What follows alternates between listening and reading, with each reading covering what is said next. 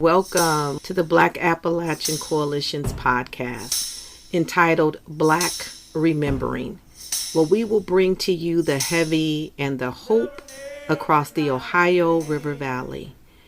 We want to remember who we are, where we've come from. We want to speak to the oral history of what we've done, what we've achieved. We want to speak to the ills that we have experienced, while also finding solutions to those problems, those issues. We want to deal with the narrative that has kept us deeply rooted in despair. Now we want to punch through that narrative and stand up and say, we are remembering our Black past, and we are rooted, and we are here to stay. Welcome to Blac Re-Membering. We hope that you find your place, your space, and your voice in this podcast. Thank you for joining the Black Appalachian Coalition Remembering podcast. My name is Melanie Meade out of Clairton, Pennsylvania, and we have two wonderful representatives from Fairshake Legal Services.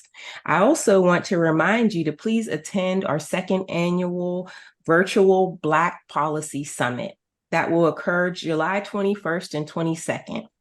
Please register now at the Black Appalachian Coalition.org site or by sending an email to request a flyer and link to Marcia, MARCIA at blackappalachiancoalition.org. We hope to see you there.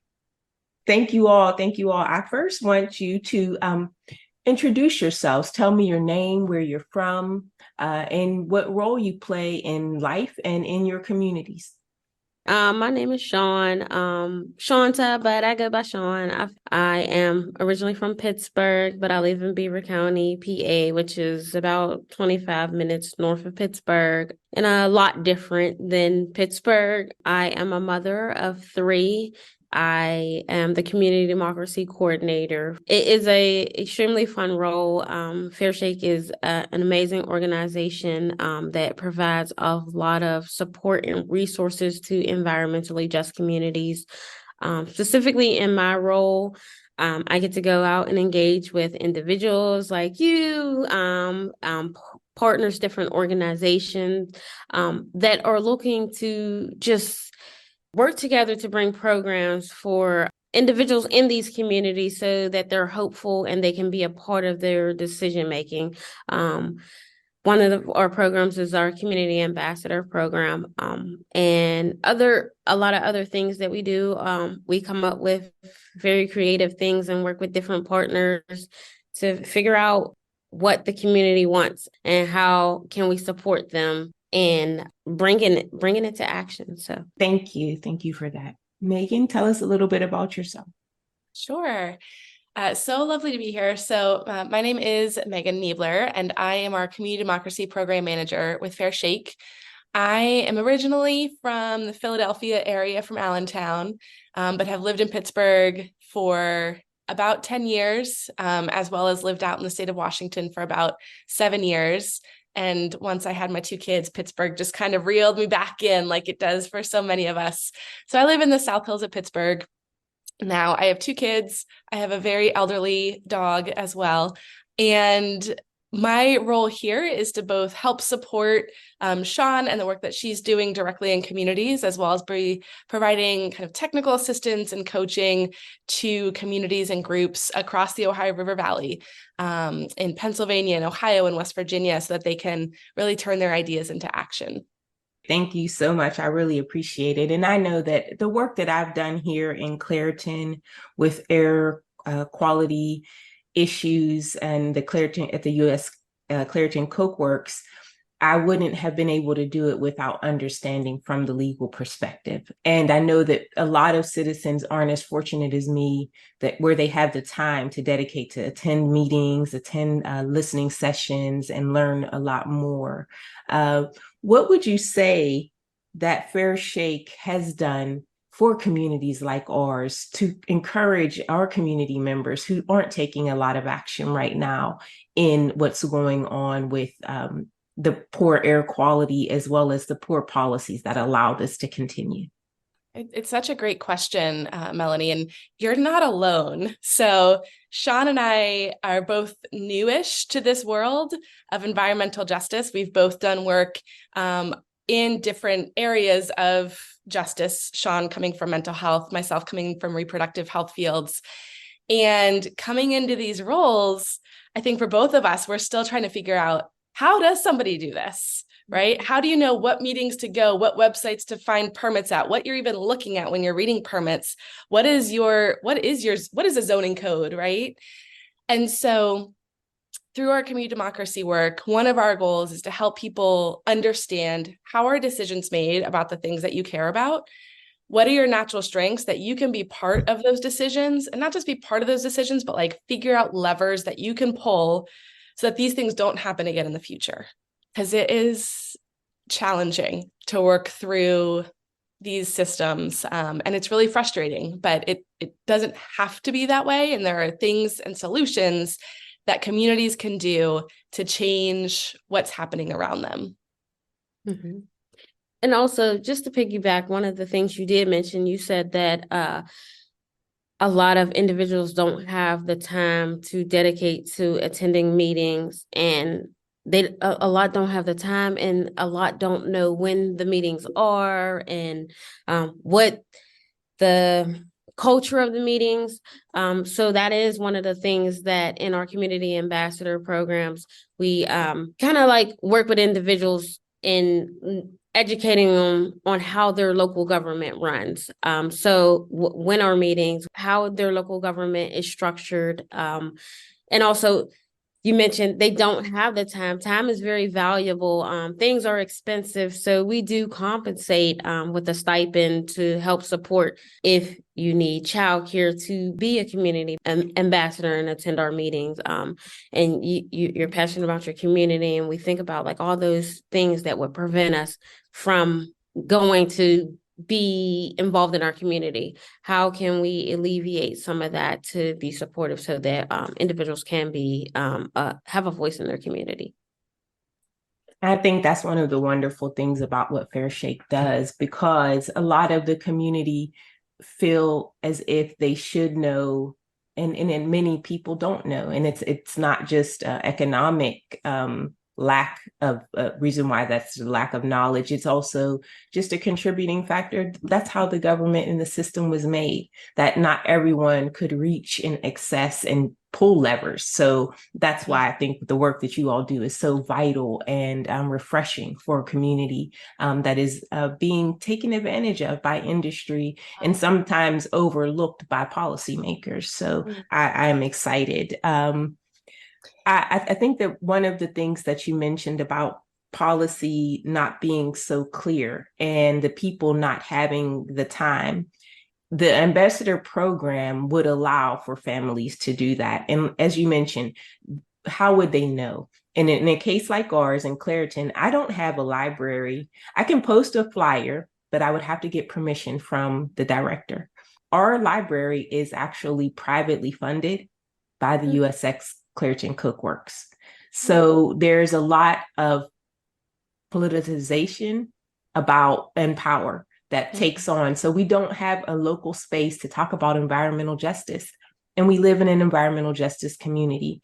Our children aren't learning about actions that they can take early on with their voices and how to empower and use them in the right way. And that's why I feel like our upcoming policy summit is important. It will get the community out.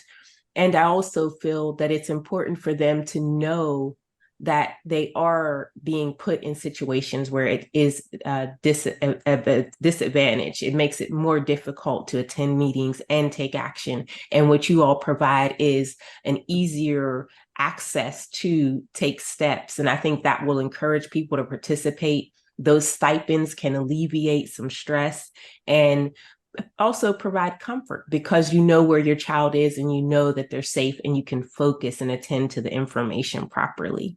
What would you say to community members who are just starting out, and why the legal process, why a nonprofit legal organization needs to exist in a time like right now?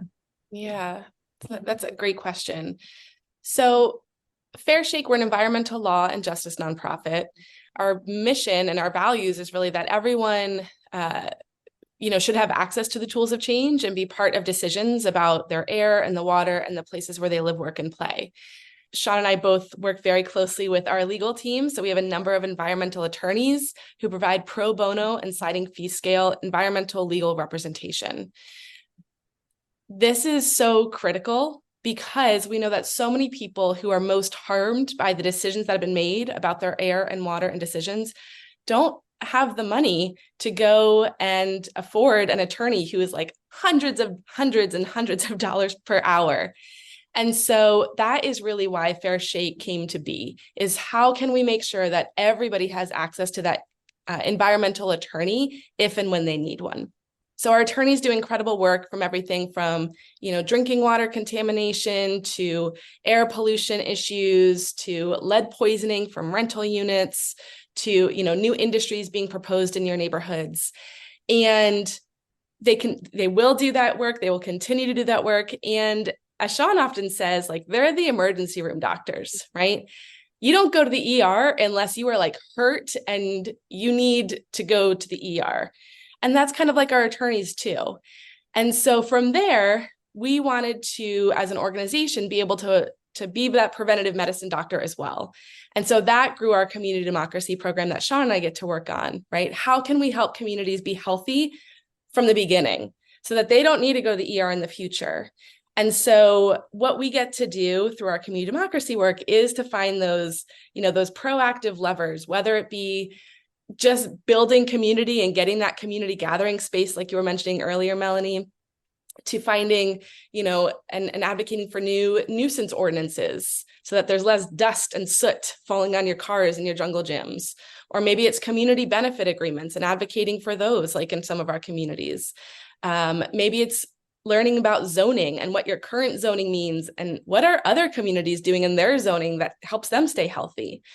And like what Shawn was saying earlier, right, just coming together and having space for people to share ideas and learn from each other. That's kind of how we see our role, as being able to support communities if they're already being harmed or if they have ideas about what they want for their future. And then we're there to kind of walk alongside them as they work closer to those goals. We don't, as an organization, have an agenda or take a stance on environmental issues because we don't live in these various communities. We don't know the best solutions that's going to work for Clarendon versus Beaver County versus Parkersburg, West Virginia. But what we can do is provide the resources and the support and the connections so that communities can figure out those levers for themselves.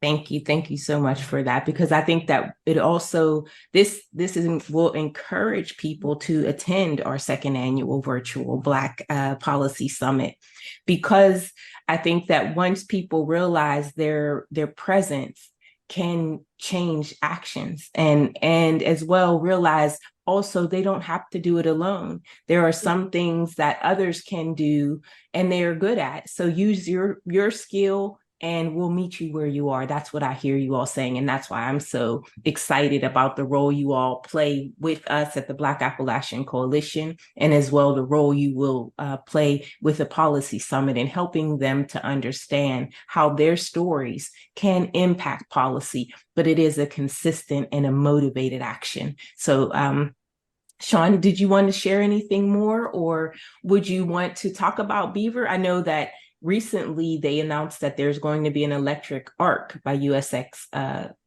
still in Beaver. And what are your thoughts on that, since the USX Clairton Coke Works refused to change their current industry to an electric arc when it comes to the legal process and how that goes?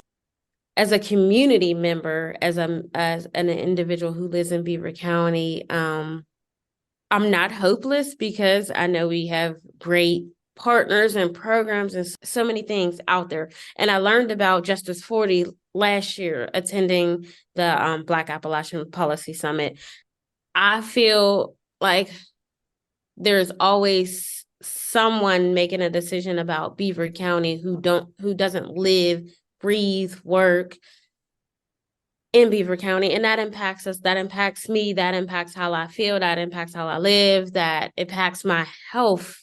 These things don't make me happy, but I also know that I do have a voice. Other community members have a voice, and we can come together and amplify our voices together to make sure it's heard. And if we can't say no, just figure out how we can be great neighbors, if that makes sense. That makes perfect sense for me, Shawn. Did you need to say something, Meagan? Did you want to add more? Yeah, just to add on to what Shawn was saying, we've got some of our attorney interns right now that are looking at what are all the stamps of approval that this facility will need, and what are those different points for public participation, so that, as Shawn was saying, we can support everyone in the community to use their voice and to understand, from the local approvals to the state DEP approvals to potentially maybe federal opportunities,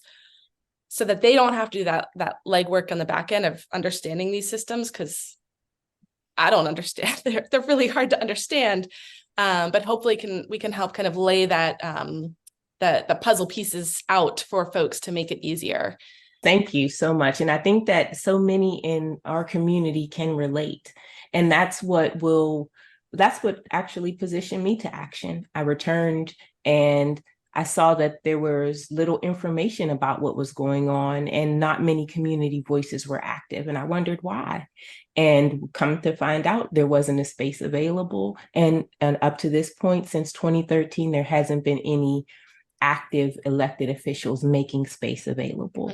And that's what I think is the greatest importance of these policy summits that we're having with the Black Appalachian Coalition, and having you all participate, because not only do you have the legal expertise from your lawyers, you also have the community member who is on the front line, who can say, I know what it feels like, and others can relate. So it's not as if we're saying, I'm someone who has all of the time and leisure in the world, so come follow me. We're actually saying, I know what it's like to decide which meeting is most important to code to and why. And also finding a friend to say, hey, you attend this meeting, I'll attend this, we take notes and share and swap. And I think that's another thing with learning about Justice 40. I learned so much from our policy summit and those speakers and participants. It just helps us to come together collectively and see our work can be better and stronger together always. And I'm really thankful to you all for remembering with me.